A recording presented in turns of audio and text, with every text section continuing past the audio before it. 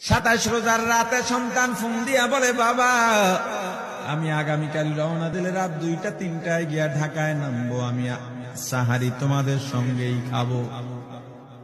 মা বসে আছে, মায়ের সন্তানের বাবাও বসে আছে, সন্তান আসবে।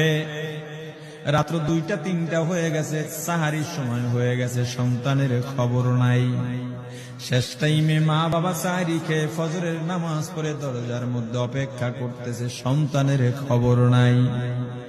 8টা, 9টা, 10টা বেজে গেছে, মায়ের মনটার ভালো লাগে না। স্বামীকে ডেকে বলে, স্বামীরে আমার সন্তান কই, আমার মনটা ভালো লাগে না, একটা ফোন লাগাও। স্বামী ডাক দিয়া বলে, চিন্তা করো না, ঈদের সময় যানজট থাকতে পারে, চলে আসবে। কিছুক্ষণ পর বাবার মনটাও ভালো লাগে না, বাইরে নেমে পায়চারি করতেছে। হঠাৎ করে একটা ফোন চলে আসছে।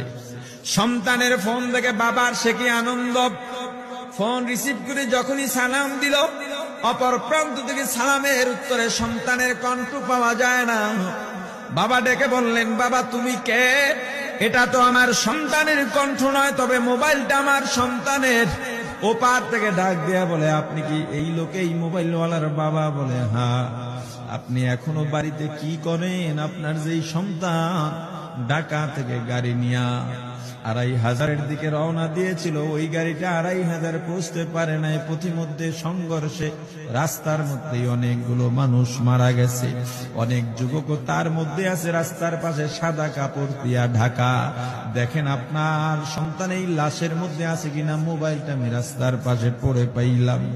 বাবা পাগলের মতো একটা দৌড় দিছে। মা মনে করছে সন্তান বুঝি কাছাকাছি চলে আসছে। অন্যান্য সন্তানদের ডাক দেয়া বলে, তোরা কে, কোথায়, এদিকে আয়, তোদের ভাই বুঝি কাছাকাছি আসছে। আমার কলিজার টুকরা সন্তান, তোর বাবা যে আগায় আনতে গেছে, তাড়াতাড়ি নতুন চাদর বিছা, বালিশের কভার গুলো খুলে নতুন কভার লাগা। পানি গরম বসা, আমার সন্তান এসে গোসল করবে। আহারে সবাই ফুলের মেলা, ফুলের তোড়া নিয়ে অপেক্ষা করতেছে। 4 বছর কলিজার টুকরা বাড়িতে নাই, বিদেশ থেকে আসবে। বাবা স্পটে গিয়া দেখেন অনেকগুলো লাশ, সাদা কাপড় দিয়া ঢাকা।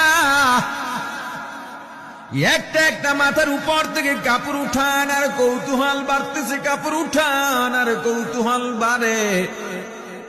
হঠাৎ তাকায় দেখে কলিজার টুকরা সন্তান লাশের মিছিলে শামিল হয়ে গেছে।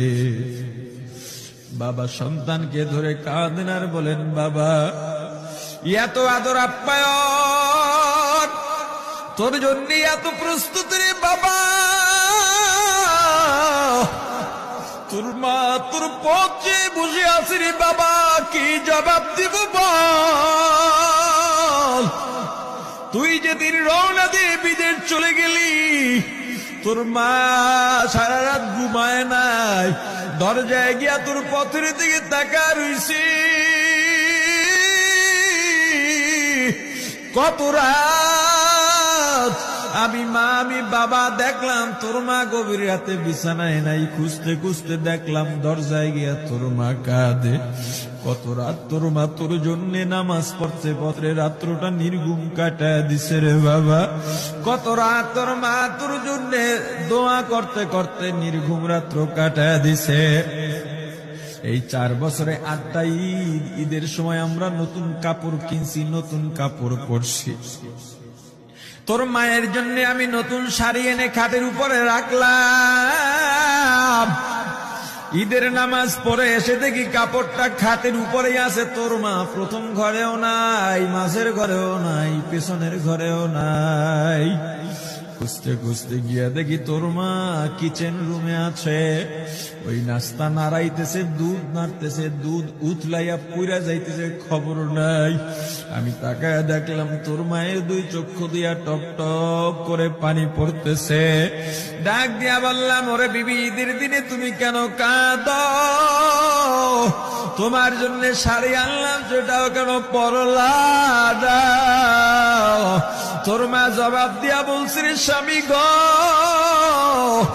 আপনারা যখন নামাজের জন্য রওনা দিয়া গেলেন, আমার অমুক সন্তান আপনার সঙ্গে যায় নামাজ দিয়া নতুন পোশাক পরে নামাজে রওনা দিয়েছে, কত সুন্দর লাগছে দেখতে।